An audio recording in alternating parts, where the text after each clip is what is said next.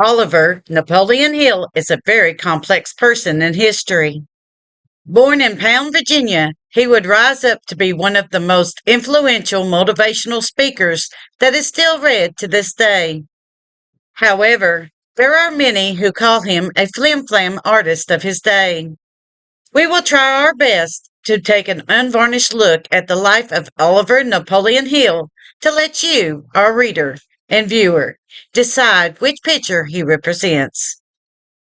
In doing this biography, it is never the intention of this site to disparage anyone's reputation. And there is a messy section of his life that is public record and describes a part of his life before he became a celebrated author and businessman. As we say here at Kentucky, Tennessee Living, history isn't always pretty, and it can be downright messy. But it is history, and you need to get a complete picture to understand a person or the events that go on surrounding them. We understand that many people follow his writings and his thoughts, and to these people, all we can say is we cannot paint a one sided picture of the complex person. This story will take place over several videos as we are going to take a huge deep dive into his life. And we ask for patience, as we never do anything by halves on this channel. And we will try to dedicate as much time to his successes as we do to his failures. All aboard the Kentucky Tennessee Living Time Machine. Please fasten your seatbelts and keep your arms and legs inside of the vehicle at all times. But to get going, we need your help. We still need to fire up that time machine to transport us. Please help us by clicking on the like, subscribe, and bell notification buttons down below. Not only does this fire up the time machine for our flight back in time, but it convinces the YouTube algorithm that we need a bigger vehicle to reach more people who love history as much as you do. Now, back to our story. The early years. Oliver Napoleon Hill was born October 26, 1883 in Pound, Virginia, to James Monroe Hill and Sarah Sylvania Blair.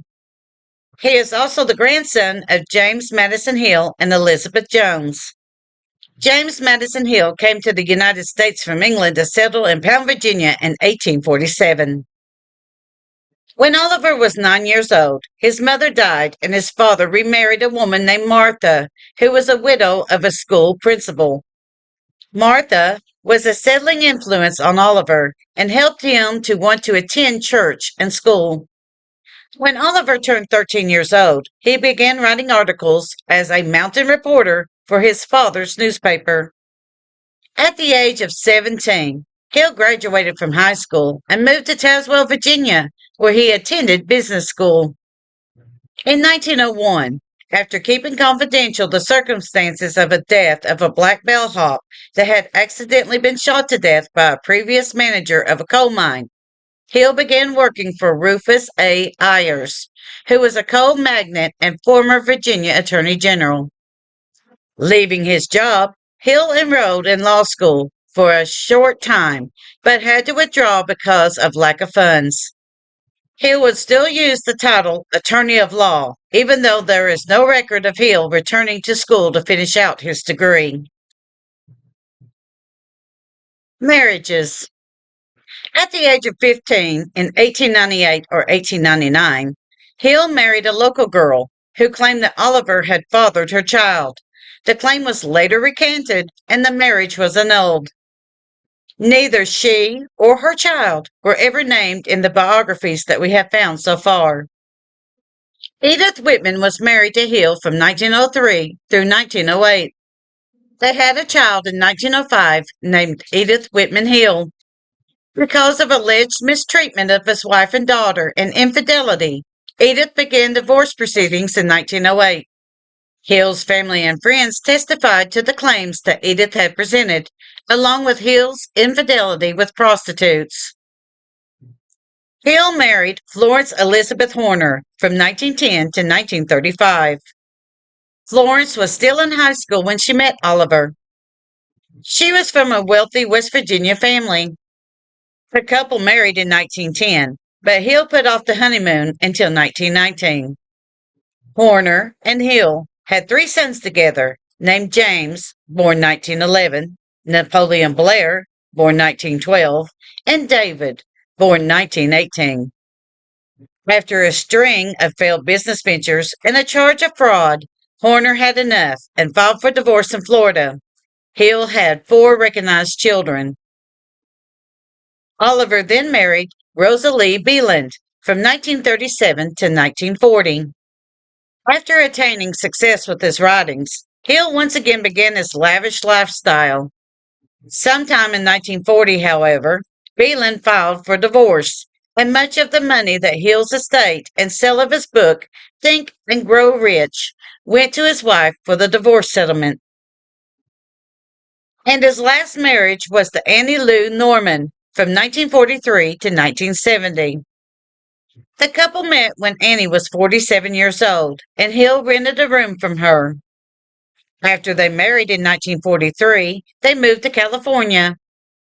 Annie remained with Oliver through the remainder of his life until his death on November 8, 1970. Annie was involved in a lengthy battle for the Napoleon Hill estate against the Napoleon Hill Foundation that lasted well into the 1980s. A Cree Hill Lumber Company. For all the Tesla fans out there, please don't groan at this quote. Thomas A. Edison is often quoted as saying, quote, I have not failed. I have just found 10,000 ways that won't work. Unquote. So was the motto of Oliver Napoleon Hill. We will walk through his failures as a businessman and teacher and his struggles with the law in this section of his story. In 1907, Oliver moved to Mobile, Alabama, and co-founded the Cree Hill Lumber Company. In 1908, the company faced bankruptcy and charges of mail fraud for purchasing lumber outside of Mobile.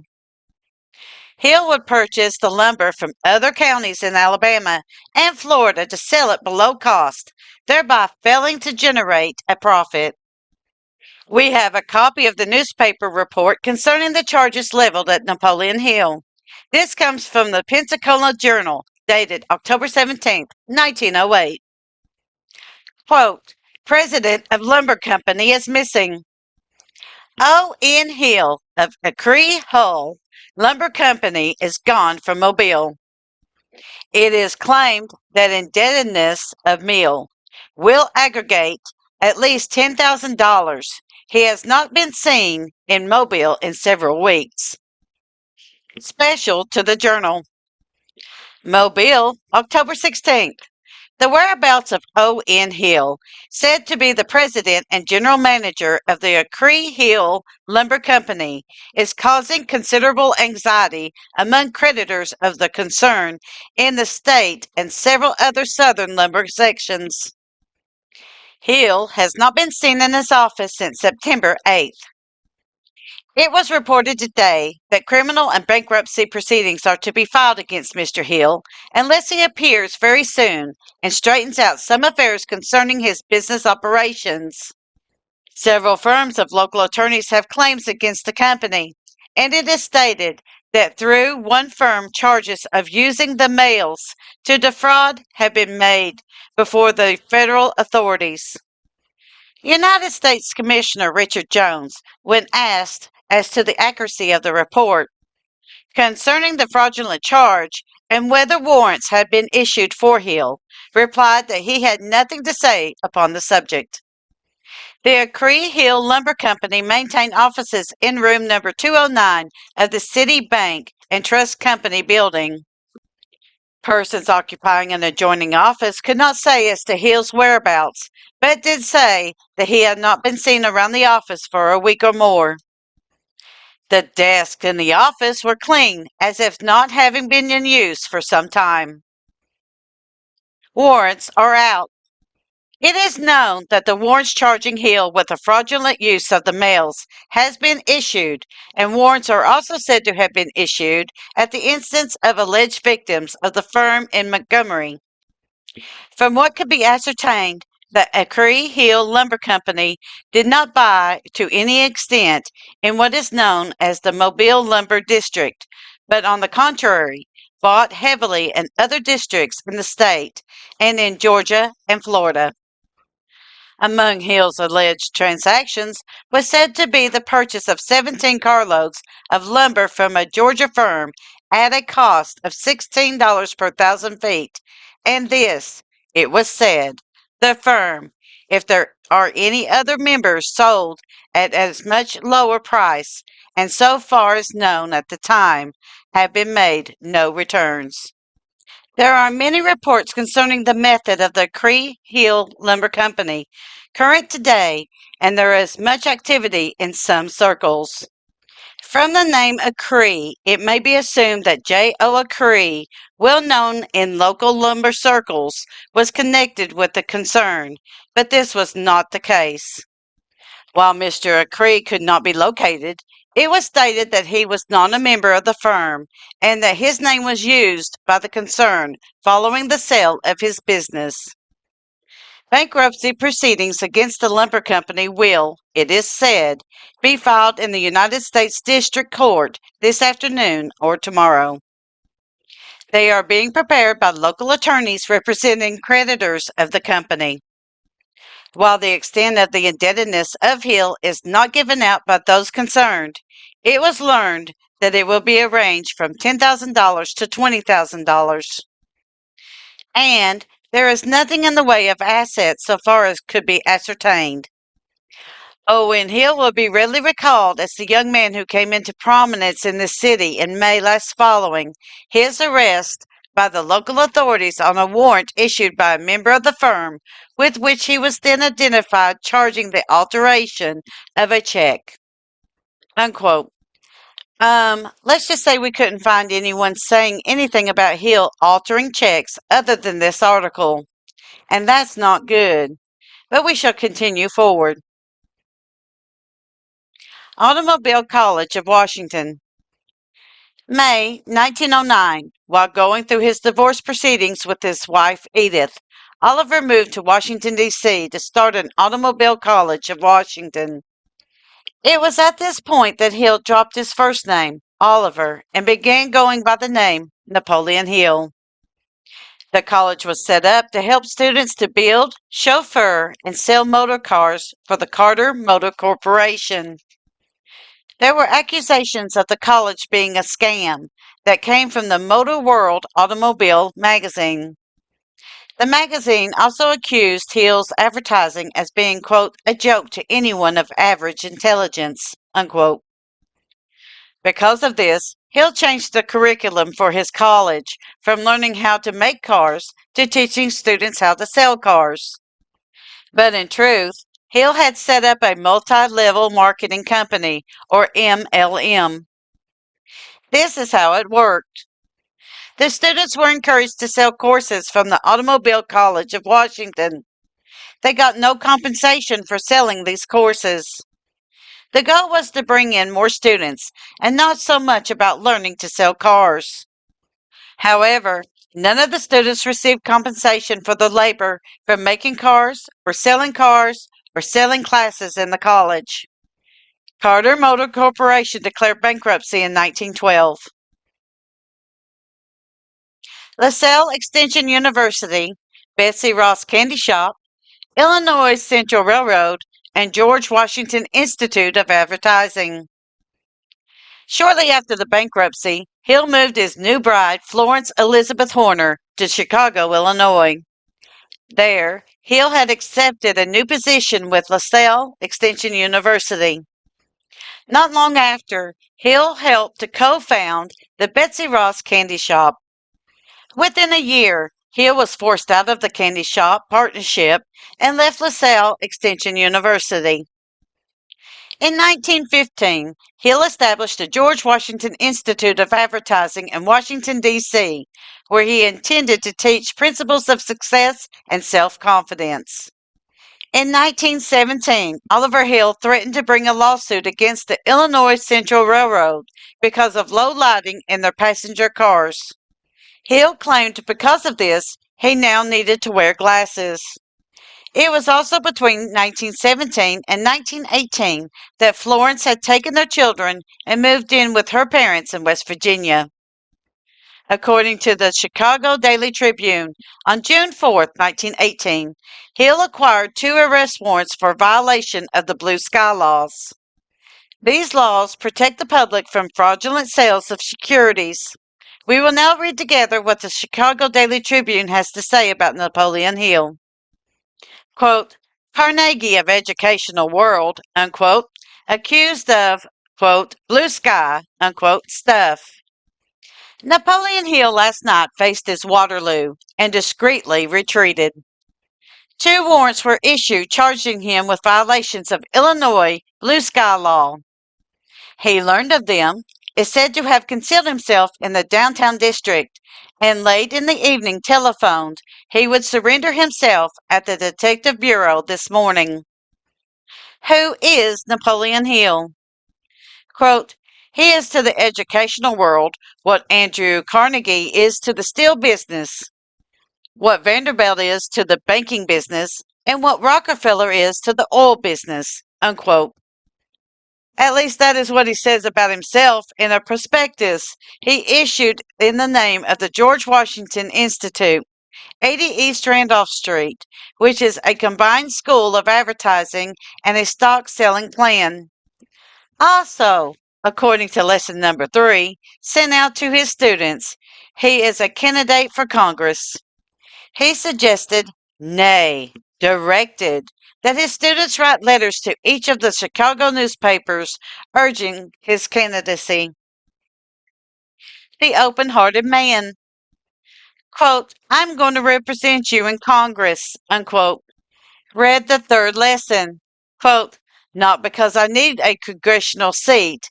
I could make more money at advertising and teaching, but because I love you and all humanity, and I want to do something that will benefit humanity long after I have passed on, unquote. He is further described in his booklet, From Poverty to $10,000 a Year, as, quote, Napoleon Hill, author, advertising counselor, and writing of forceful human interest letters and advertising copy, unquote. But to get down to a statement of his personal activities, there is in the hands of Raymond S. Pruitt, Assistant Attorney General in the charge of Blue Sky Matters, a complete report on Napoleon. Quote, on September 15th, 1915, quote, reads the report. Quote, Napoleon Hill took over Bryant and Stratton School of Advertising, 80 East Randolph Street, then under his supervision.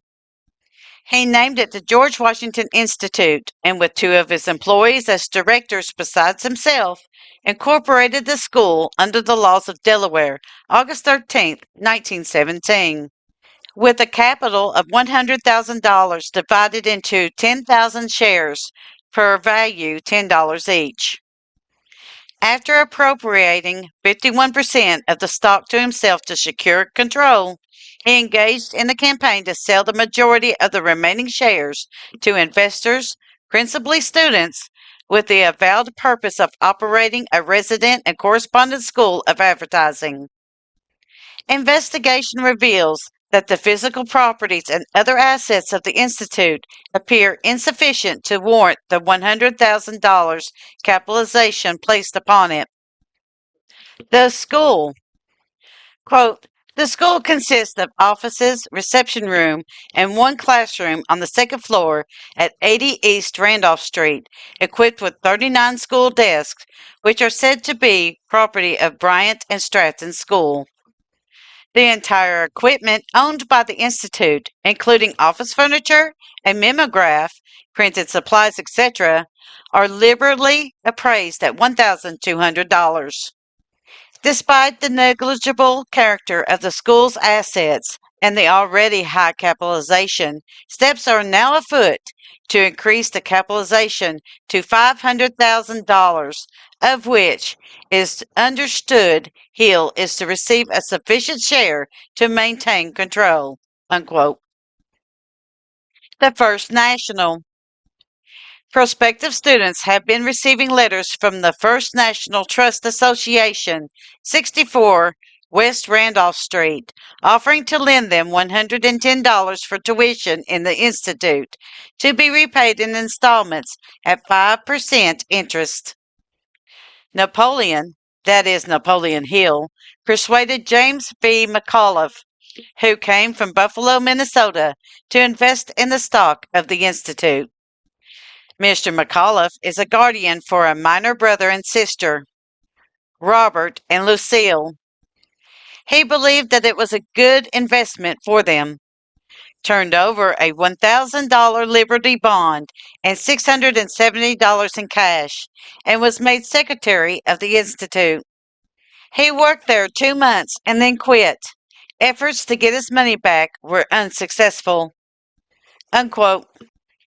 Hill was accused of trying to sell shares of stock of the George Washington Institute of Advertising for $100,000 capitalization when the school itself, with its assets, was only valued at $1,200. The school closed due to allegations of fraud brought by the students of the George Washington Institute of Advertising and the fact that the school was uncredited. Hill's Golden Rule and Napoleon Hill's magazine. Shortly after the close of the school, Hill began the publication of two magazines called Hill's Golden Rule and Napoleon Hill's Magazine. In 1919, the Federal Trade Commission brought charges of fraudulent advertising and laundering of funds against Napoleon Hill and his publication, Hill's Golden Rule. The funds in question were supposed to go to a veterans charity, but instead, Hill had placed the funds into a fraudulent oil stock scheme. Napoleon would lose control over Hill's Golden Rule magazine to a group of disgruntled employees. Hill attempted to gain revenge against one of the employees by turning him in for suspected spy activities to the FBI. Intra-Wall Correspondence School. In 1922, Hill opened up the Intra-Wall Correspondence School and a charitable foundation that provided educational materials to prisoners in Ohio. The school primarily ended up selling copies of Hill's Golden Rule and correspondence courses. Butler Stork ran the foundation, but was later found to be a check forger and former convict. He was sent back to prison just a year later in 1923. During that same year, a local newspaper had printed that the school was a scam. Donald Millett was a local newspaper editor who was murdered for his confrontation of a local organized crime. Napoleon Hill also claimed that he had also received the same death threats from the same people. Napoleon Hill has claimed to have hundreds of documents showing his stories are true. Now, we can't say for sure if any of these meetings or events had actually taken place. However, we put them here because Hill claims that they were true. Now, whether or not his claims are valid, we leave that up to you, but no other documentation has ever been found. Now, we will walk through each of these claims. Andrew Carnegie. During the year of 1908, Oliver claims that he met Andrew Carnegie. Hill claims that it was a conversation that was very important to his life. According to Hill, Carnegie tasked him with interviewing the most successful and influential men in business with the goal of learning their secrets to success. These claims were made after the death of Carnegie in 1919. According to Hill, he went to New York to Carnegie's mansion by invitation. According to the source, The Untold Story of Napoleon Hill, quote, it was there that Carnegie supposedly revealed to Hill the principles of achievement, his concept of the mastermind alliance, and the ultimate secrets to financial success. After this meeting, and having received the mission to learn the influential men's secrets to success, Carnegie would introduce Hill to these men.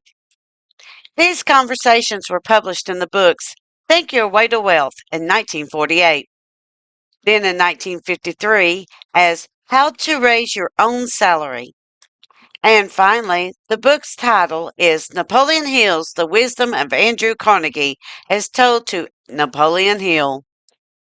And Napoleon Hill claimed that Carnegie gave him the great mission to continue to spread the message of success. However, it is doubtful this meeting had ever taken place, as it is not documented. Hill's biographers disagree about whether or not the meeting occurred. Hill's detractors have described these books and published conversations between Hill and Carnegie as, quote, written in the garbled style of self-help, get-rich-quick nonsense that Hill would help popularize, unquote. Hill's supporters have described the contents of the books as, quote, the meetings really did happen, just as Hill explained it, into a work that contained his own ideas about success, unquote. Whether or not the conversations did happen by Hill adding his own ideas does change the historical significance of the meeting between the two men as not being authentic.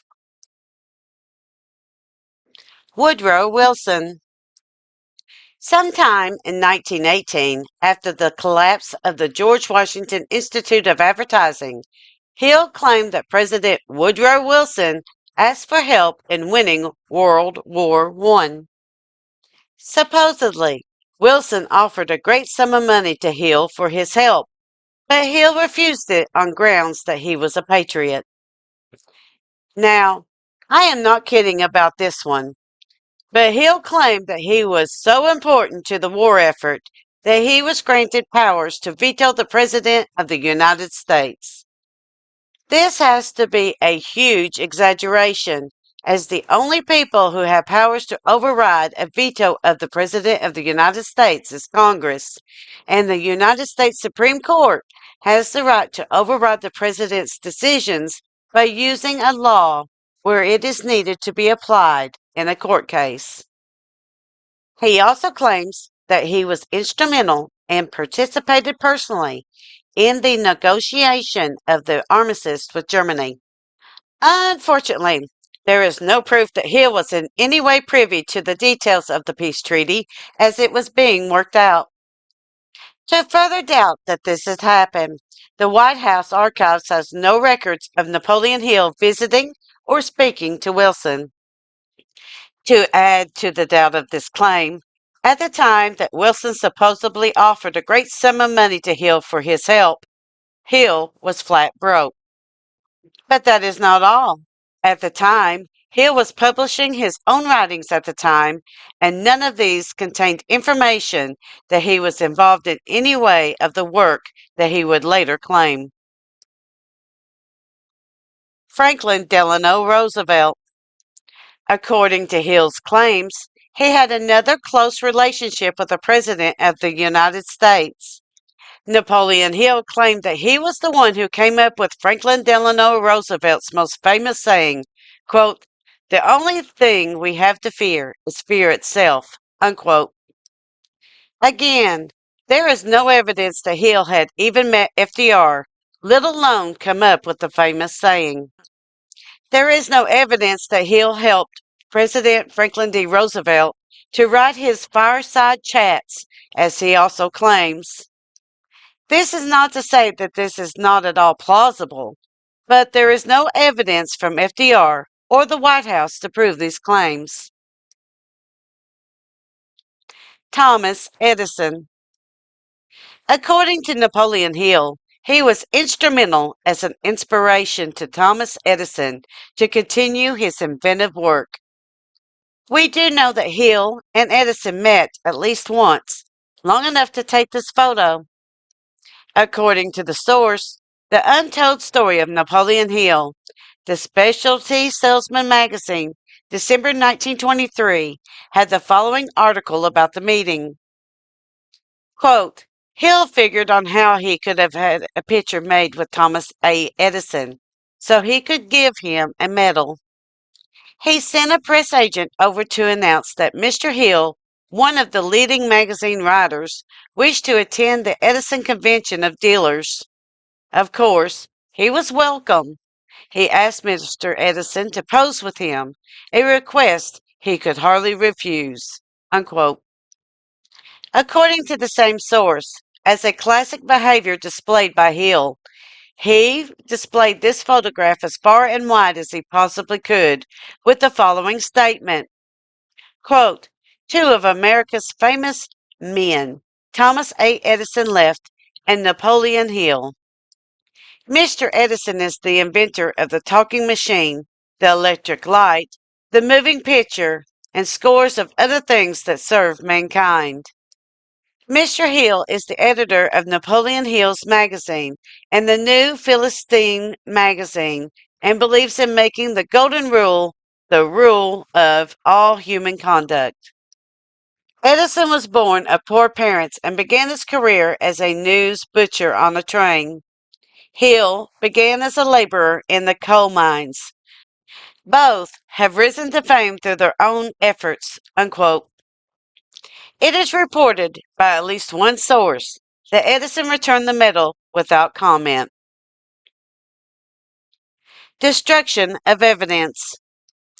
It was during this period that a storage fire in Chicago happened to destroy hundreds of documents, proving Hill's association with various famous figures.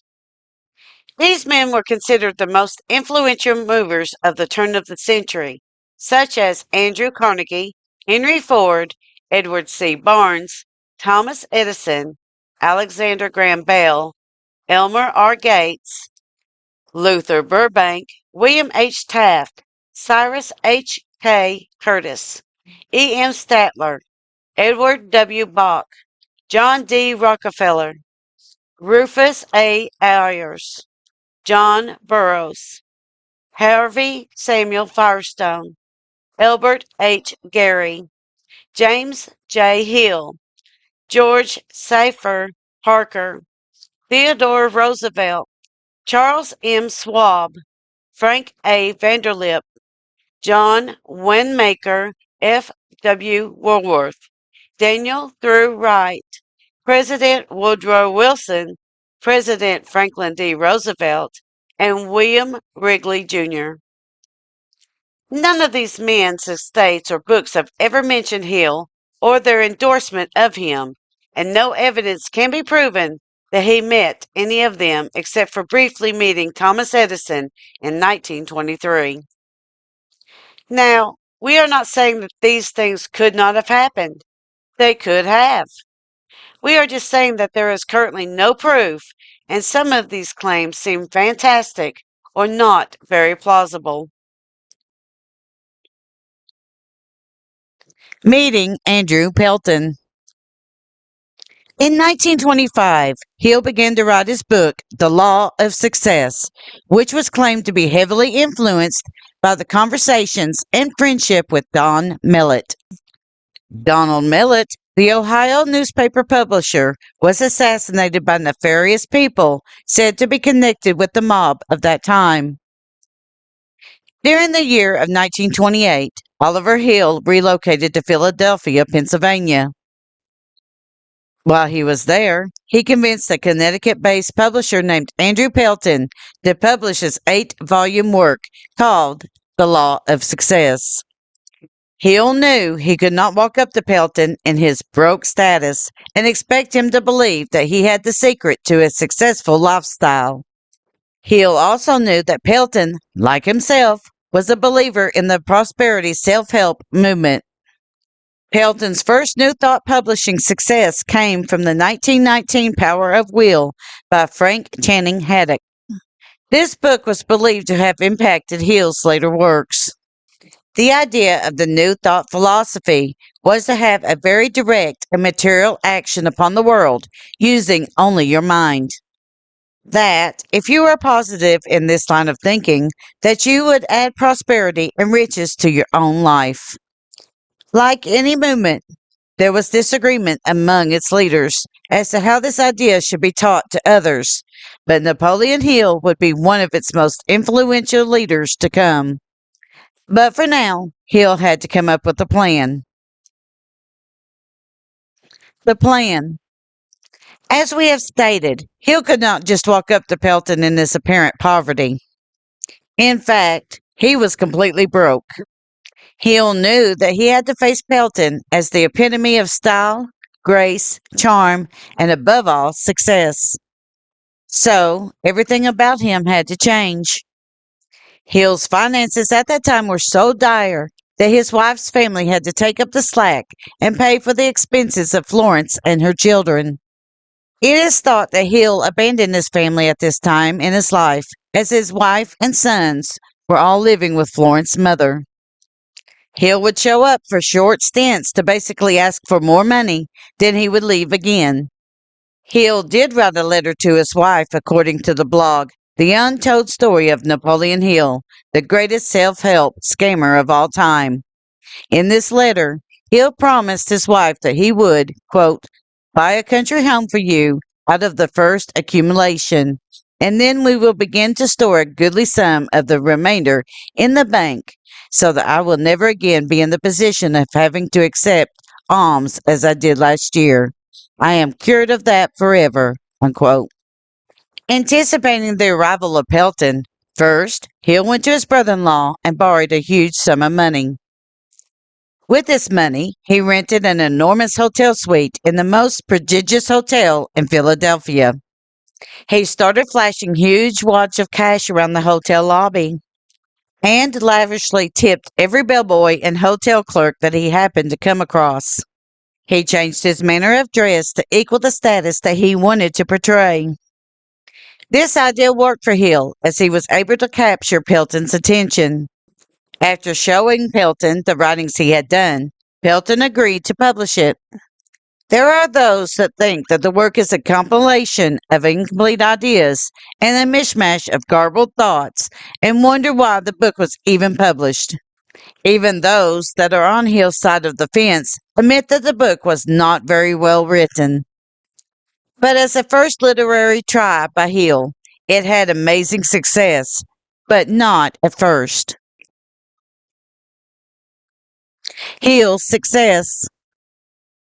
This would be Hill's first successful endeavor. But the royalties that did come in at first were pretty meager. It took a year for the book to finally find its audience. Once the book was found by its readers, it took off quickly from the shelves. What is considered to be the success of the book was the fact that Hill relied on his stories about famous people that he met over the years. Even though many had the idea that Hill was a lunatic, the idea that these powerful men thought highly of him added a huge credibility to the book. It added to the imagination of those that were reading the book that these men truly were giving good advice, and it helped to imagine a life on a grander scale. The money started rolling in at this point. The book sale royalties were averaging $2,500 a month, or in today's money, according to the U.S. inflation calculator, $46,649.42. For the first time in his life, Hill no longer had to pretend that he was successful and had lots of money to spend. However, Hill was not thrifty with his money and lived a very opulent lifestyle. By 1929, he drove a Rolls Royce and owned a 600-acre or 240-hectare property in the Catskills Mountains named Shagbark, which he, with the help of lenders, was able to purchase. True to his personality, Hill had a grand idea of turning the property into the world's first university-sized success school. As part of this plan, 2 additional lakes and a clubhouse would be added to attract the rich and the famous to the property. According to the same blog, quote, eventually they intended to also build and sell vacation homes on the grounds for successful people who wanted to mix traditional vacation pleasures with the opportunity to brush up on the principles which would enhance their continued success, unquote. His biographers would later write, unquote. By July of that year, Hill had reconciled with his wife Florence and his sons. They moved onto the property by July of 1929, and it would be the first time that all 5 family members would be under the same roof. Hill was hard at work making his dream into a reality. But boredom set in as Hill was a man constantly on the move. So that year, Hill went on a speaking tour. By the autumn of that year, Hill had an office in New York City. Hard times. From September to October 1929, the Great Depression began in the United States. Hill's finances took a major hit during that time, even though he denied it. The property in the Catskills Mountain went into foreclosure in the mid 1930s. Florence and her sons moved back with her family in Lumberport, West Virginia, to live from the generosity.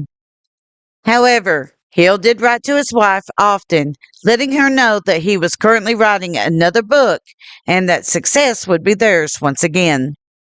Hill would indeed publish his second book. His sophomore effort was not as successful, though. The book, The Magic Ladder to Success, did not sell and was considered to be a flop. But ever the optimist and dreamer, Hill would not give up. He would write to his wife in a letter that there was a possibility that the book, Law of Success, would be made into a movie so that the masses could get the message that Hill was trying to spread. His idea was to offer scholarships to high school students that could come up with the best way to turn the book into a movie. From the same blog source, quote, we plan to organize a sales force and take the contest to all the high schools all over the country, unquote, Hill wrote. Quote, if I get it over, it will make me rich in a year. If I do not, I might go to jail. The idea is that every contestant would need the Law of Success textbooks in order to get ideas from them for the contest, unquote. While it is unclear of what Hill meant by the statement that he might go to jail, there were several possibilities. One of which is that Hill was afraid that his past illegal activities might catch up to him. Or another possibility could have been that it was possible that setting up a contest for the sole purpose of selling his book and making it into a movie was illegal. Hill was always dancing on the tightrope between brilliant marketing and fraud. The Corianton Corporation. Needless to say, the Law of Success was never made into a movie. But the movie bug did bite Oliver Hill in 1930. Hill met his Mormon protege, Lester Park, and together they formed a movie production company named the Corianton Corporation. Hill had dreamed up the financing scheme of selling unlicensed stock with the purpose of producing a film. While Park was sincere in this part of the company, it seems that Hill's out of the box tactics got them both in trouble with the state of New York. As the newspaper excerpt reads from the blog, quote, court halts, talkie stock, sale for a Mormon movie. A corporation formed to promote a talking motion picture based on the legendary first white inhabitants of America, whose story is told through the prophecies of Mormons, has been temporarily enjoined from further dealings in its stock. It was announced today at the State Bureau of Securities. Supreme Court Justice Johnston had already signed an order requiring the firm, the Corianton Corporation of 160 West 44th Street, Manhattan, Napoleon Hill, and Lester Park, to show cause why the order should not be made permanent. Quote, Corianton, unquote.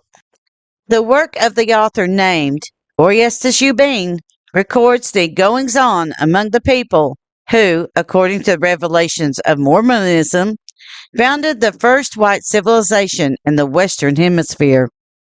The outfit's directors were Park, his brothers, Byron and Allen, and author Bing.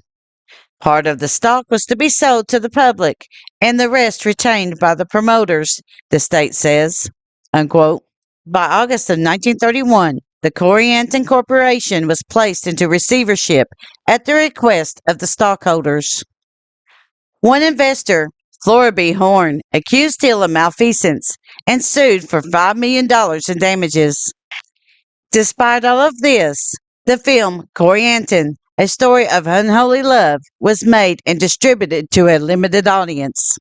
It did not do well with audiences outside of Utah, and the only known copy still to exist is in the Brigham Young University. It is also to be noted that Hill claimed to be an advisor to President Franklin D. Roosevelt, and it is also at this point in time that Hill claims that he coined the phrase, quote, the only thing we have to fear is fear itself, unquote. Again, there is no evidence to back up this claim. Florence divorces Oliver. There comes a time when even the most patient of women have had enough. Florence had enough of tolerating and financing Oliver's antics from a distance. She saw his schemes as basically leprechauns' pots of gold and rainbows that remained unfulfilled to his family and investors. He basically abandoned his family from day one of their marriage. He would show up from time to time, but he would show his temper to his sons more than anything else. But because divorce was illegal in the state of West Virginia at that time, Florence went to Florida. She stayed there for a week and won an uncontested divorce. Kentucky Tennessee Living at this point assumes that Florence did not receive any financial compensation in her divorce from Hill, as we could not find any source that states that she did. The early 1930s. Napoleon Hill was a man full of ideas in the 1931 through 1933 years. He spent most of that time coming up with new magazines and went around in search of investors. While he was still in New York City, he started Inspiration Magazine. This was a magazine that would be published by his newly formed company called the International Success Society. Hill was able to publish 2 magazines before he moved to Washington, D.C., and began the International Publishing Corporation of America. Unfortunately, the International Publishing Corporation of America began selling unlicensed stock. Never a man to sit still, Hill bounced between the cities. He would show up in Philadelphia and Baltimore, among others, to once again sell unlicensed stock of dummy corporations and companies to investors. Once he settled in Washington, D.C., and made it into his home base of operations, he turned the International Success Society into the International Success University. Once again, correspondence courses could be bought by students. That was nothing more than a sham to get money out of people from around the USA. Rosa Lee Beeland. After Florence had gotten her divorce from Hill, he found himself broke and alone. Hill could no longer depend on his wife's family's fortune to help support him. While Hill did frequent women of ill repute during that time, he found that he could just not connect with any non-commercial company. While Hill was giving a lecture in Knoxville, Tennessee, he publicly stated that he was in search of his dream woman. Rosa Lee Beeland happened to be in the audience and jumped at her chance to meet Hill after the lecture. The next day, they set up time to talk to each other. According to the source, The Untold Story of Napoleon Hill, the greatest self-help scammer of all time, Rosa Lee Beeland made the following statement about their chance meeting in Knoxville. Quote, when I arrived, he met me at the elevator, escorted me to his study, and without inviting me to be seated, started immediately to tell me his story, unquote. Beeland would write later, quote, we talked for more than 5 hours. We compared notes and spoke very plainly and frankly, unquote. Rosa went on to state about the meeting, quote, before I left, we were engaged. Then we were married, unquote. Within 48 hours, the couple had plans to marry. At that time, Hill was 53 years old and Beeland was 29 years old. After they married, Beeland and Hill would begin work on his 3rd book entitled Think and Grow Rich. Blair and Vera Hill. Unable to support himself or his new bride, Napoleon Hill and Rosa Lee moved in with Blair and Vera Hill in their small Hill's Kitchen apartment. Blair was the only son that was still speaking to Napoleon at that time in his life. Life there was hard and very stressful and compounded by Napoleon's verbal abuse directed at Vera. Napoleon had a knack of giving people that he did not like the true verbal smackdown. After taking this abuse for a few months, Vera had enough and moved out of the tiny apartment to West Virginia. Blair soon followed his wife, but before he left, he loaned his father $300 so that he could finish writing his book. Napoleon and Rosa remained in the apartment that Blair and Vera had once rented. Evidently, the verbal abuse was too much for Vera to overcome in her marriage. Even though Blair did follow her to West Virginia, the couple filed for divorce eventually. Rosa Lee helps write Think and Grow Rich. Hill's official biographers conceded that Rosa Lee was instrumental to the success of Hill's next self-help book. She was working day and night, typing up Hill's thoughts, editing, and arranging Hill's incoherent thoughts into readable sentences, organizing the chapters, and rewriting the book 3 times. With her efforts, the manuscript was turning out to be a book that the readers could tolerate and understand. To help the book along, a new ingredient was added to the mix. That ingredient? Sex. There was a whole chapter devoted to the mystery of sex transmutation. As Hill would put it, the desire for sex can be used to get what you want out of life. The reader just needs to learn how to channel this tool. Sexual expression is one of the fundamental needs of a human being and was nature's narcotic. According to Hill, sexual needs should be harnessed and transmuted in an action rather than a physical expression. This action may raise a person to a higher status of genius. According to the book, Think and Grow Rich, quote, nature has prepared her own potions with which people may safely stimulate their minds so that vibrate on a plane that enables them to tune into the fine and rare thoughts from the great unknown. No satisfactory substitute for nature's stimulants has ever been found, unquote. Another ingredient of the mix of the book was entertainment and hope. People did not want to use their money to read during the Great Depression, and if they did, they not only wanted to be entertained, but transported to a world of hope that their dire circumstances and life would be moved into a higher way of living. And the thought that if you had to do was think your way out of your current situation, then it made the book all the more appealing. After the third write-up, the Hills presented the finished work to Andrew Pelton for publication. Publication of Think and Grow Rich. Andrew Pelton was not overly enthusiastic about the new book that Napoleon Hill was offering to his readers. While the law of success did turn out to be true to its name, Hill's second offering was a colossal flop.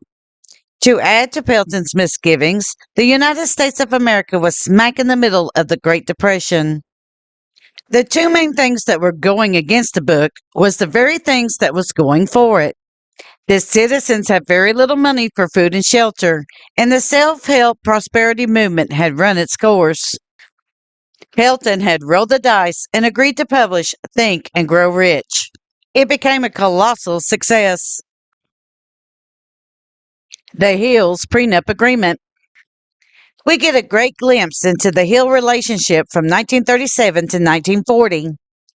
When the money started rolling in, Hill went back to buying flashy cars, expensive suits, and bought an enormous estate in Mount Doriah, Florida. Rosa Lee, for her part, spent money on fancy clothing and extravagant jewelry. They also hired a domestic staff to keep everything going. It is through the hiring of the domestic staff that Hill would come up with a scheme to make more money. But we will come back to that later on. However, it seems that they were spending more money than they were earning in the royalty checks.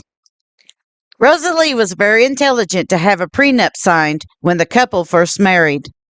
In this prenup, Hill signed over all royalty rights for Think and Grow Rich to Rosa Lee. This might have been to keep people who were previously conned by Hill from coming back and taking all of the profits in an effort to recoup their financial losses. Also, Doing this, it kept Hill's previous wife, Florence, and his children from gaining from the sale of the book. But it did not take long for Hill to realize he made a huge mistake in doing the prenup. It is thought that the book, Think and Grow Rich, would sell 20 million copies over a 50-year run. However, there are many who feel that the numbers were far less than that. Blair's loan. One of the more disturbing things about Hill is how he treated his children and those that helped him through the hard times in his life. Again, because of this treatment, it might have been the reasons why one of his schemes would later fail. The most heartbreaking story has to be about Hill's son, Blair. As we have previously stated, Blair was in dire straits himself, but he loaned his father $300 so that he could support himself until the book was finished. The thought of repaying the $300 loan never even entered the mind of Hill. To add salt to the bleeding wound, as it were, Rosalie wrote a letter to Blair about the money. In the letter, she stated that Napoleon and herself were now living the high life and basically taunted him about their newfound wealth. Blair wrote a letter back to the Hills asking for repayment of the loan. No answer was ever given to Blair concerning the said loan. In response to this, Blair became angry and wrote a letter to his mother, Florence. It seems that Blair had learned his lesson about his father and wrote that Napoleon was, quote, unscrupulous, holier than thou, two-timing, double-crossing, and good for nothing, unquote. It is sad that the one person in Hill's family who loved and adored his father now felt betrayed and would never speak to him again. How to attract men and money. By the early months of 1939, the Hills had blown through all of the proceeds from the sale of Think and Grow Rich. Again, Napoleon Hill was nearly broke. The book sales were now dwindling, and there was not enough money to keep the creditors away. Napoleon was going around the country giving lectures and promoting the book, but it simply was not enough. Rosalie was not one to sit on her laurels and do nothing about it. She started writing her own book, and How to Attract Men and Money was published in 1940. This book was a guide for women to find a man of their dreams. That a, quote, harmonious, intellectually stimulating, and even profitable union, unquote, could be had by taking her advice about controlling your thoughts and forming meaningful habits. We searched, but could not find any information on how well the book sold. But you can still find the printed copy of the book today through many sources. Adopting 15 children. Something had to be done to garner national attention. Hill's lectures and touring the country was not bringing in revenue. So, the Hills came up with a scheme to adopt 15 children. These children would be brought up with the principles taught in the writings of Napoleon and Rosalie as the grand experiment. It was thought by raising the children free from the corrupting influence of bad parenting that they would grow to be upstanding citizens, not taking into account that Hill had abandoned all of his natural children throughout his life. The first children, Janine and Helen. Again, according to the untold story of Napoleon Hill, the April 16th, 1939 edition of the Kansas City Star ran a story and referred to Napoleon Hill as a Florida philanthropist. In the article, Rosalie laid out the plans that they had together. Quote, our original plan, unquote, Rosalie explains in the article, quote, was to purchase a boat and travel in it to the countries we had always wanted to see. At the time, the thought that this might be selfish on our part didn't enter our minds. We came here to stay only a short while, and I began to search for a housekeeper, unquote. According to the Hills, one of the potential housekeepers had a young child named Janine. They felt that Janine was not being properly raised to meet her potential. At this very moment, the Hills decided upon adopting 15 children according to their principles. The first to be adopted was Janine, and the second was a child named Helen, whose parents and exact age were never identified. Helen was identified as being in the Hill home for a few weeks. Adoption qualifications. The Hills were specific on who qualified for their adoption. The children had to be between the ages of 5 and 9 years old and have no physical or mental defects. Add to this that they had to be orphans with no parents, quote, and yet not to be confined in an orphanage or other public institution, unquote. This seemed like an impossible task, as any child between those ages would immediately be taken to an orphanage upon the loss of the parents. And it may be for those exact reasons that no other children were adopted after Janine and Helen. We also need to take into account that between the years of 1930 and World War II, it was becoming more acceptable to adopt children and infants, whereas before they were given to workhouses and orphanages and left to their own survival skills. The national child labor laws were coming into focus, and so children were no longer a part of the labor force. Also, the first Child Welfare League of America in 1921 was established. This league was instrumental in changing the criteria for adoption, whether as a permanent or temporary placement. Also, the American Association of Social Workers was also founded that year. With these two in place, the adoption of children began to form guidelines as to who could and could not adopt a child. Inside these guidelines, there were adoption practices such as matching, confidentiality, and sealed records. With these new rules and regulations, we could see why Napoleon and Rosalie was more in tune with trying to adopt a child who was outside of the system rather than one that the law had say over. By today's standards, it is highly unlikely for a couple to adopt 15 children to experiment on psychologically. Possible reasons for the adoptions. One line of thought about this announcement was that it was simply a public relations stunt, that the Hills were simply casting a net as far as possible to gain children for their bizarre human experiment. Napoleon even proclaimed that each of the child subjects would be tracked and their successes or failures in this endeavor would be made public. Again, from the source, The Untold Story of Napoleon Hill, quote, whatever we try with a child will be noted down, whether the experiment proves success or failure, unquote. Napoleon told the Kansas City Star, quote, and only that way we can hope, by elimination, to arrive at what will be scientifically considered a proper method to bring up children, unquote. Another line of thought is that it was done for a tax write-off or possibly to gain financially.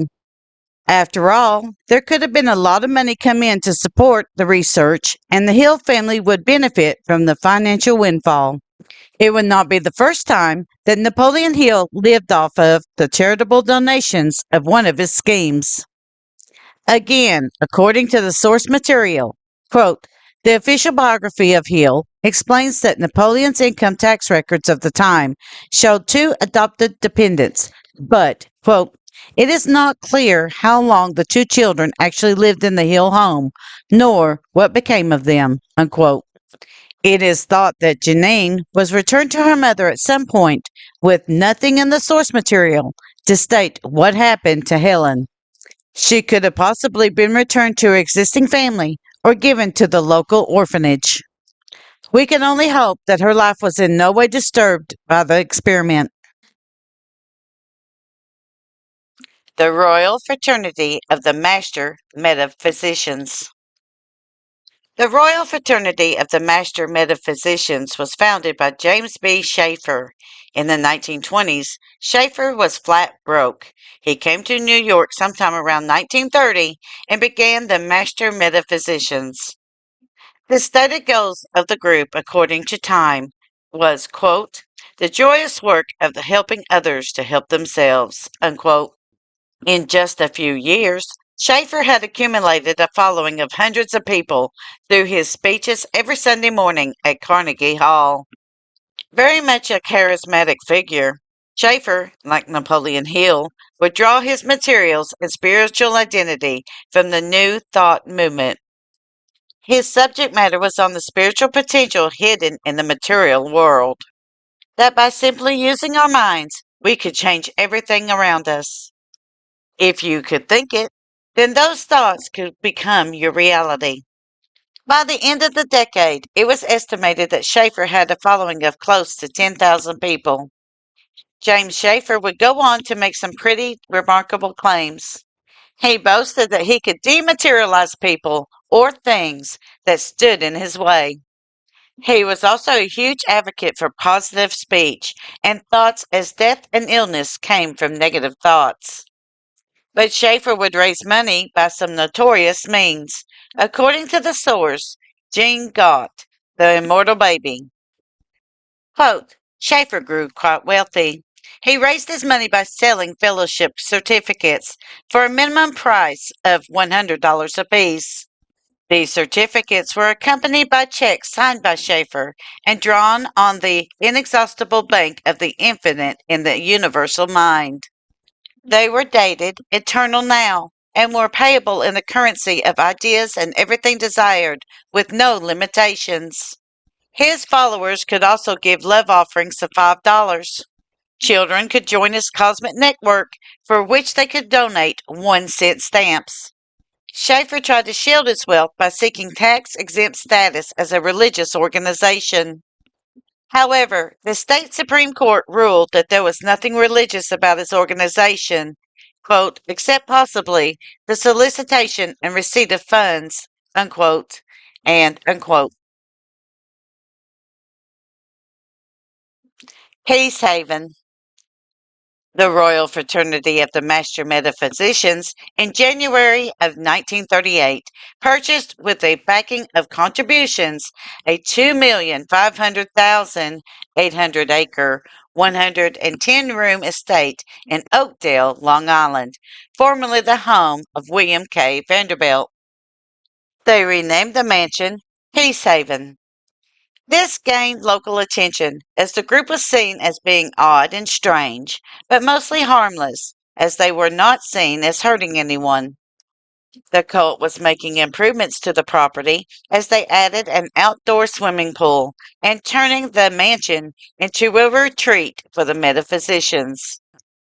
Again, according to Time, quote, there, in the Vanderbilting splendor, the members of the RF of MM, mostly middle-aged women, foregathered to live on a vegetable diet and listen to Mr. Shafer's inspiring talk, unquote.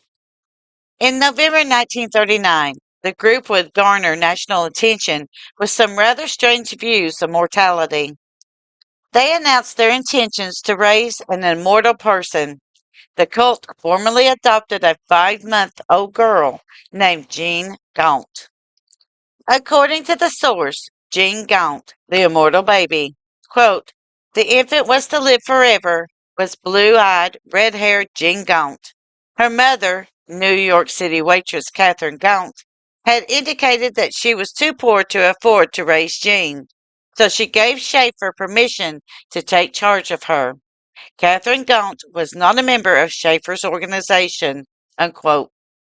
According to some sources, baby Jean was never formally adopted, but was only given permission for the group to take charge of her. The immortality experiment. Baby Jean Gaunt quickly became a national sensation.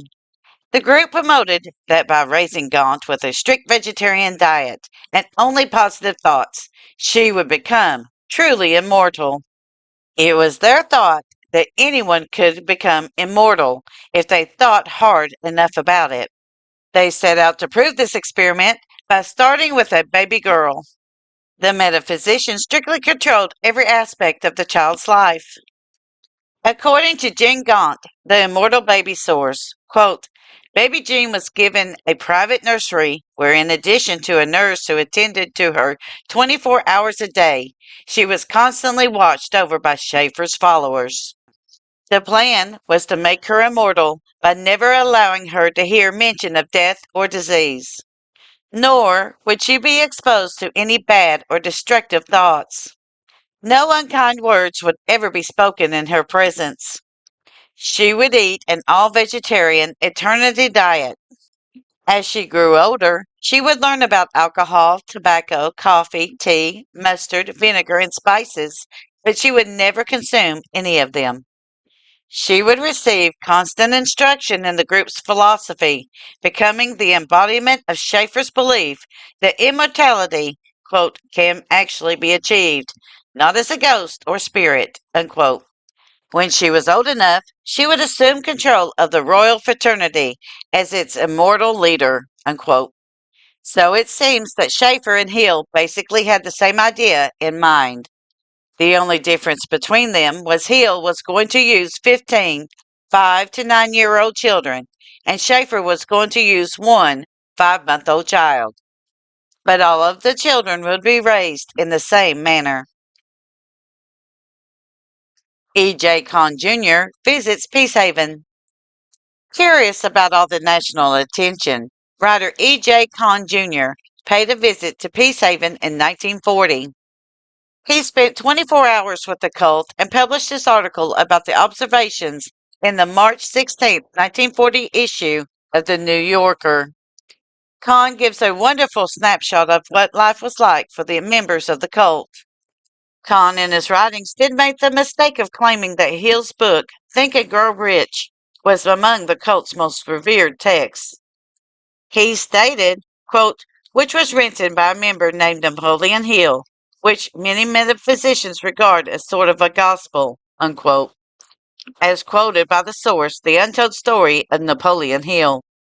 What could have led to this misconception? What happened when Kahn was allowed to view baby Jean in her nursery? Shafer led Kahn to where Jean was being raised. According to the source, The Untold Story of Napoleon Hill, Kahn states the following. Quote, Kahn explains that the girl has big blue eyes, reddish hair, and is constantly under the care of the loyal nurse named Louise.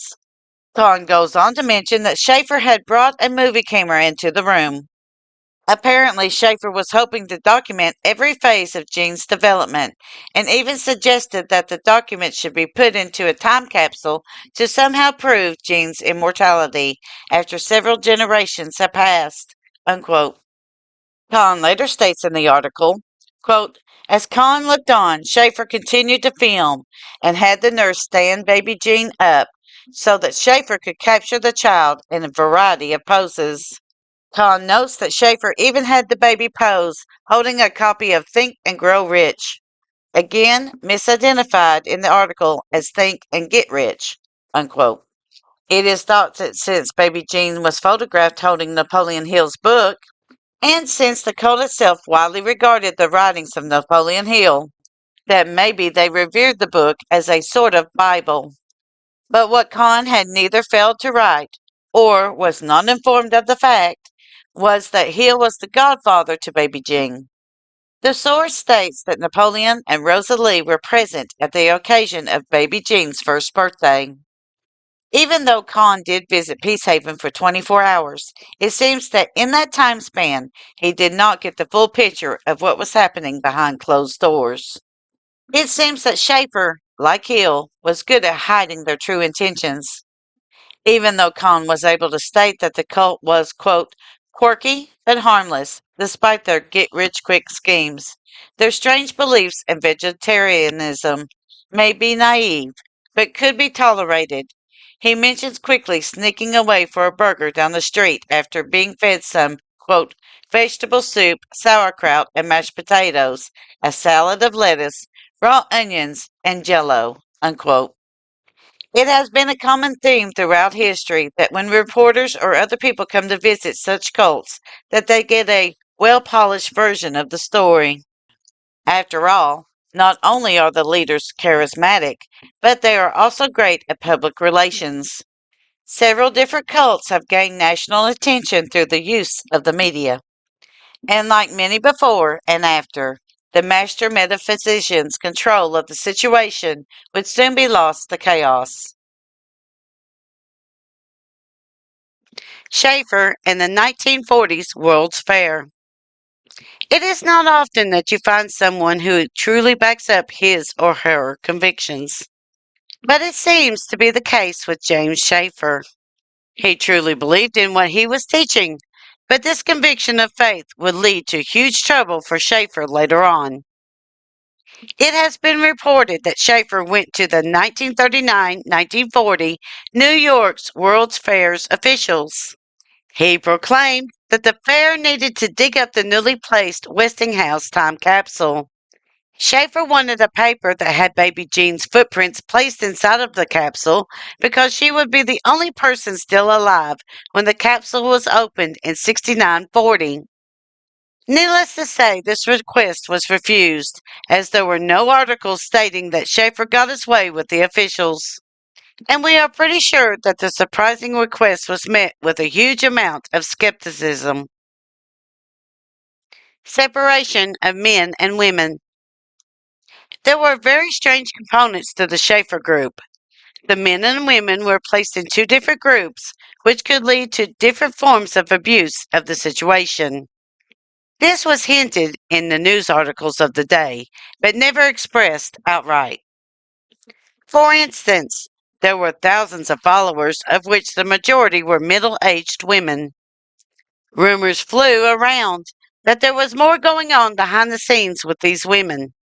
According to the source, Jean Gaunt, the immortal baby, quote, a witness later testified that it was common to see the women members hugging and kissing Shafer. Shafer explained these actions by saying, quote, I can't deprive them of that. It's their aspirin, unquote. Inside of the men's group of people, there was a secret society of men called the Storks, whose job it was to take care of the young mothers and their babies.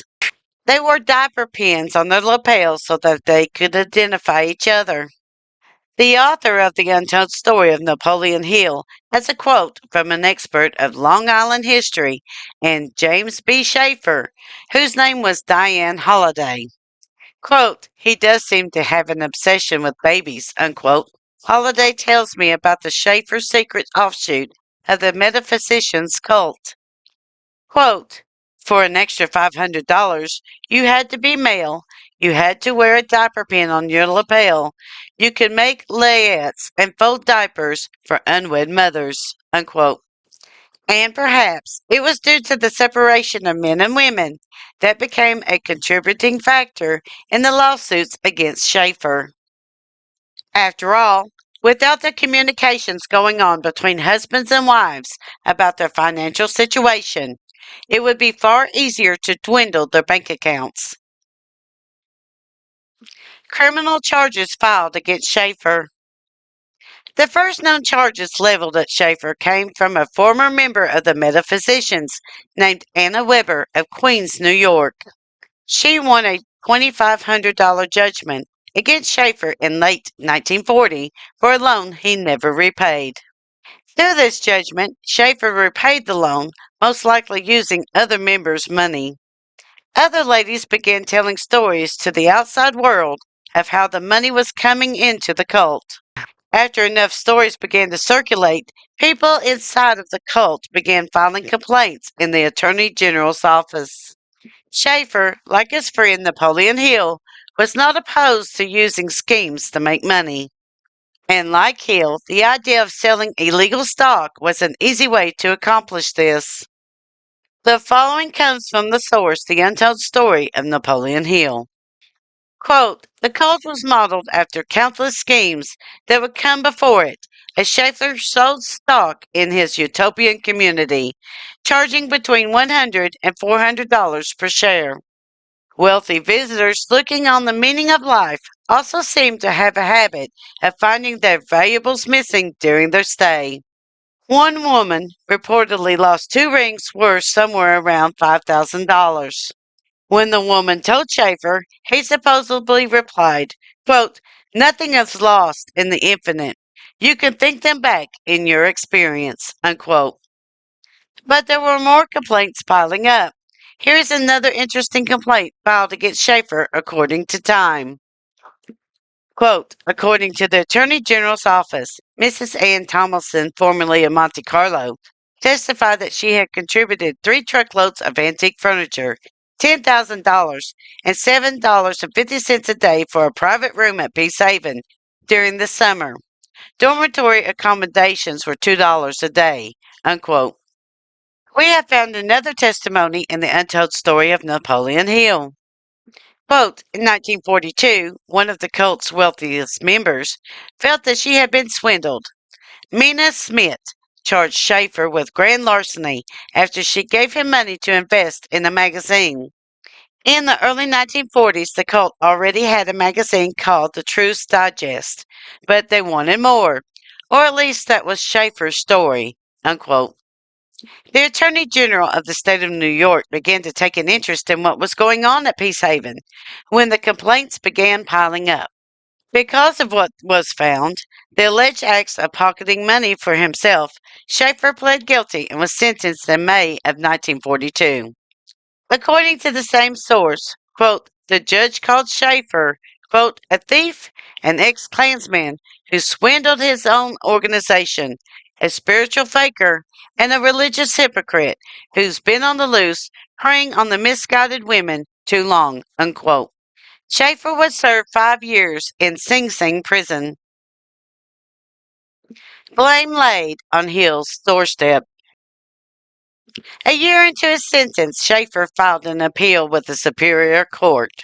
He would claim that he did not understand that the lawyer was pleading guilty to the cases on his behalf and that he was totally innocent of the charges. This is part of Shafer's deposition to the court, as found in the source The Untold Story of Napoleon Hill. Shafer, it seems, started blaming Hill for the mess that he was in. Quote, 1. Napoleon Hill came to me on or about the first day of December 1939 and told me that he had an opportunity to purchase a magazine called Psychology for about $5,000 and that we each could put up $2,500 and become partners. He told me that although the magazine was then in very bad condition, it had once made $25,000 a year and that he thought it could be built up again. I was interested, but told him that I hadn't the money. I decided, however, to try to borrow the $2,500 to go into the venture, and with that in view, approached Mina Smith for the loan. I clearly stated to her the purpose for which I wanted the money, what I had been told by Mr. Hill concerning the history of the magazine, and what he thought of the future prospects, notwithstanding its poor financial condition at the time. Unquote. So, was James Shafer telling the truth about Napoleon Hill? Possibly. It would fit his previous schemes. But also, we have to wonder if Shafer wasn't willing to throw Hill under the bus as well to get out of prison. Either way, Shafer's appeal was denied. Although it is conceded that Hill was an inspiration for the actions of Shafer, he was never charged with any crimes connected to Peacehaven, nor the master metaphysicians. Whatever happened to the Shafers and Baby Jane? The grand experiment concerning Baby Jane only lasted 15 months. In December 1940, some reports state December 1941, the master metaphysician suddenly returned the child to her parents, who were living in a New York rooming house.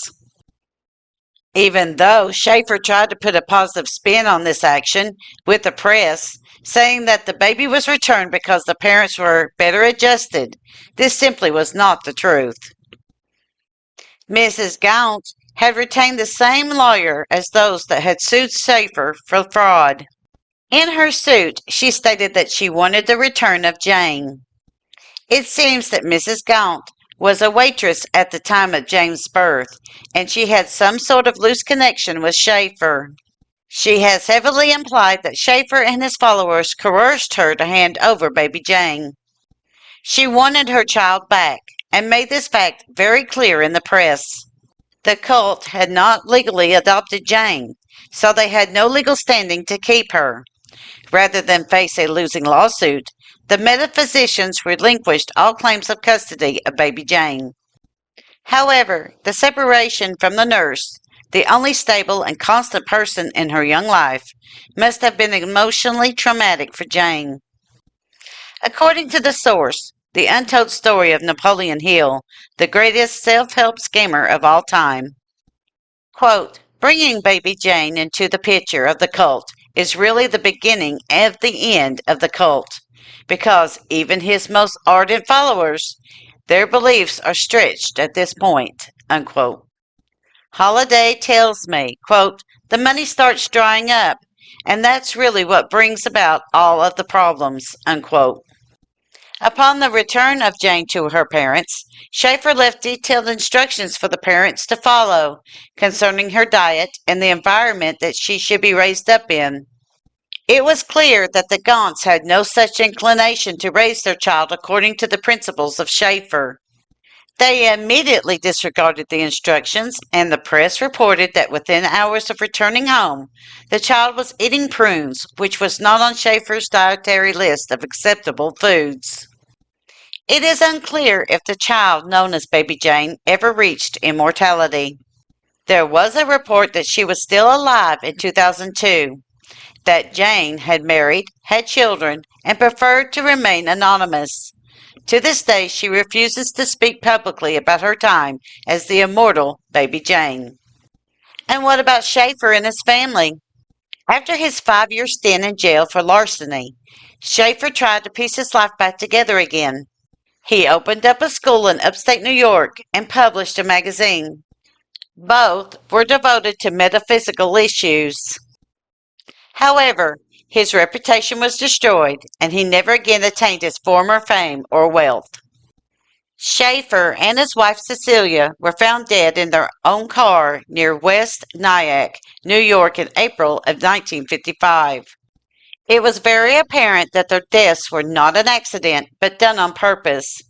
There was a note left with detailed instructions for their daughter to continue to run their school. In the note, they also explained that they felt that there was no other way out of their situation. Rosalie files for divorce. The marriage of Rosalie and Oliver was on the rocks in the 1940s. Even though the 1940 census shows that Napoleon, Rosalie, and Rosalie's father, William, were all living together in Mount Doriah, Florida, it is understood that Oliver was rarely home. Rosalie suspected that Oliver was unfaithful and hired a detective to follow him. It is assumed that her suspicions were correct, and it was the final straw in the marriage. While Oliver was away on business, Rosalie sold off all the property that the couple owned together, including Hill's Rolls Royce. She found a lawyer, filed for divorce, and left Hill all but completely penniless. But it seems that Rosalie was not done with Hill, as she won most of the proceeds from the future sales of the book Think and Grow Rich. Shortly after the divorce was finalized, Rosalie married her lawyer. This left a stain on her reputation. However, her marriage to the attorney did not last long. She would go under the name Rosalie Beeland from 1956 through 1962. During that time, she was published and was the chief editorial assistant to Popular Science magazine. After the divorce, Hill, with hat in hand, had the audacity to show up at his ex-wife Florence's door to try to get some money. His apologies and charm did not work on Florence, and she refused his requests. After being humiliated, Oliver Hill then traveled to Clinton, South Carolina for unknown reasons. Hill meets William Jacobs and Annie Lou Norman. Shortly after Hill arrived in Clinton, he approached William Jacobs, who was a publisher and the president of Presbyterian College. In their meeting, it seems that the two men bonded over a romanticized version of the pre-Civil War Old South and their hatred of General Sherman. Because of this meeting, Jacob set Hill up in an apartment. Hill began lectures for the Presbyterian College and also began work on his next book titled Mental Dynamite.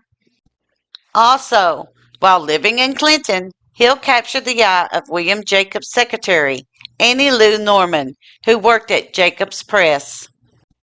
Jacobs Press published Hill's self-help book, Mental Dynamite, in 1941. Unfortunately, it did not sell very well. There are three schools of thought for this failure. The first is during that time, America had entered World War II. With the American people now focused on winning the war, they had little use for self-help books. The second school of thought is that because Rosalie was no longer with him, there was no one to edit Hill's incomplete thoughts into a coherent, easy-to-read version. The third school of thought about the book was simply, it was not very good and filled with nonsense. Mahatma Gandhi. Never one to admit failure, Hill would claim that Mahatma Gandhi had interest in mental dynamite. According to the source, The Untold Story of Napoleon Hill, the greatest self-help scammer of all time, we have the following quote, shortly after the book came out, some friend of mine sent an autographed copy to Mahatma Gandhi in India, unquote. Hill claimed, quote, and he was so interested in it that he sent an audible here to the United States to look Napoleon Hill up. He wanted to find out if I was a ghostwriter, the real McCoy, or the real thing, unquote.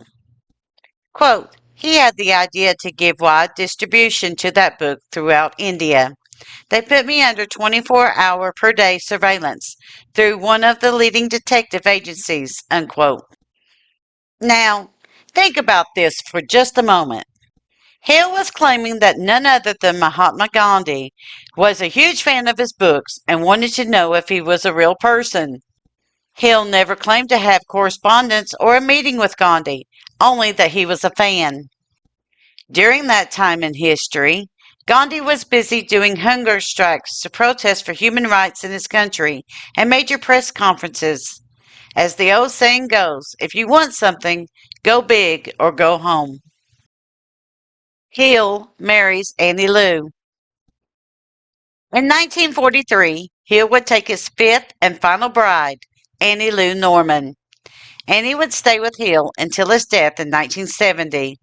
Norman would bring a small but substantial estate to the marriage. For the first few years of their marriage, the Hills would move to California. It is thought that Hill made a living there by consulting and doing motivational speaking tours. In 1947, Hill had his own radio show on the station KFWB in Los Angeles. This show would air on Sunday afternoons between 3:30 p.m. and 4 p.m. After World War II had ended, Hill once again offered his educational courses. Annie Lou would become an asset to Hill by making sure that charlatans and conmen were not allowed access to a very gullible Oliver. Paris, Missouri. In January of 1952, Oliver Napoleon Hill convinced a local businessman named W.C. Robinson to sell Paris, Missouri to him for the price of a 2-month course about the principles of success. While the Hills did travel to Paris quite a bit, they never officially moved their residence from California. While the Hills were there, Oliver would give his speeches on success and would give speeches on the avocation of using nuclear weapons against the Soviet Union. The following is from the source The Untold Story of Napoleon Hill, the greatest self-help scammer of all time, in which the following comes from the January 31st, 1952 edition of the Moberly Monitor Index in Missouri. Quote, the war in Korea can be stopped overnight. Napoleon Hill, Success Course author and lecturer, told Moberly Kiwanans yesterday. Simply send Stalin notice, he said, that if the war is not stopped within a week, quote, we will annihilate every concentration point in Russia, unquote. If the notice is ignored, quote, go immediately to the Kremlin with an atomic bomb, unquote. In these speeches, Hills was claiming that he had the ear of President Roosevelt to halt the kidnapping.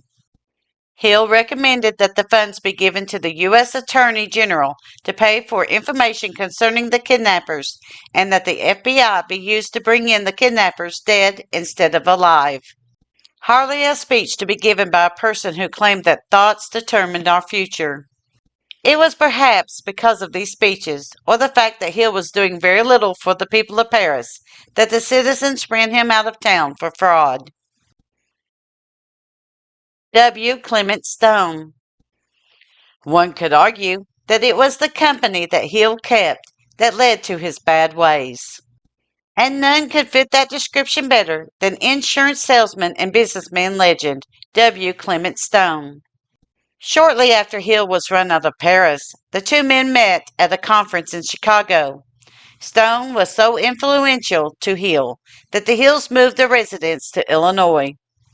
Using the same source, there is a listing for Hill's property in California.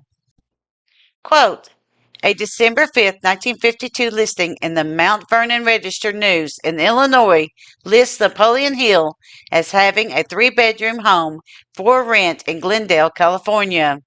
Quote, would exchange for a home of similar size anywhere within 300 miles of Chicago, unquote.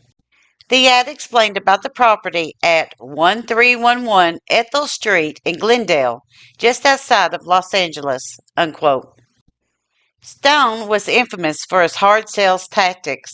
He pioneered the use of chain letters to get both employees and customers to pay him money. His business, Combined Insurance Company of America, would be worth over $1 billion by the end of the 1970s. He would love to tell the tale of his rags to riches story. During this same year, Norman Vincent Peale, Donald Trump's former pastor, would publish his book, The Power of Positive Thinking. Peale credits Hill and Stone with helping him to write his book. Hill most likely resented Peale in private because the book relies heavily on Hill's ideas. Success Unlimited Magazine and Napoleon Hill Associates. Oliver Hill helped Stone found the Success Unlimited magazine in 1954. As a publishing enterprise, it lost money, although it served as a platform for Hill to sell his services. Together, the two men also founded Napoleon Hill Associates, which sometimes Hill would claim as a charity when it suited him. However, this endeavor was never philanthropic in nature. According to the same source, we have the following about Napoleon Hill Associates. Quote, the organization they established to accompany all this was not a charity. Napoleon Hill Associates would produce books, courses, lectures, inspirational films, radio programs, and later television shows. These activities would generate revenues to perpetuate the organization's work. Both Hill and Stone would often donate their time and cover their own expenses to take their message to the poor, but their philanthropic enterprise was set up like a business, unquote. It is possible that both Stone and Hill went at this organization with the best of intentions. However, the public was not buying it. Those that did buy into the get-rich-quick idea quickly demanded refunds for the books and courses that were purchased. From 1955 through 1960, Hill gives speeches and tries to sell his courses. He was also promoting his new book that he co-authored with Stone named Success Through a Positive Mental Attitude. Hill visited Puerto Rico in 1959 and Australia and New Zealand in 1960. Hill strikes out on his own. It is unclear why Stone and Hill's relationship fell apart. However, by the year of 1960, Hill was on his own selling his Science of Success courses as part of the Napoleon Hill franchises. Using a multi-level marketing ploy, these courses were to use licensed individuals to sell his courses and home study programs. According to the same source, quote, each franchise owner would then hire his or her own sales and administrative staff and penetrate every institution, organization, and neighborhood in their marketing area, unquote, Hill's biographers wrote. Like so many of Hill's business dealings, these also fell apart. In 1962, Hill was in Kansas City, Kansas, at a predominantly black high school. In his speech, he told the students that they should not allow race to limit their dreams. The speech was also laced with lies, such as that he was a millionaire by the time he was 21 years old. The last endeavor that Hill would undertake was the creation of the nonprofit Napoleon Hill Foundation in 1963. It took several years, but the foundation did cement Hill's legacy as the thought leader in several circles. Death and aftermath of Oliver Napoleon Hill.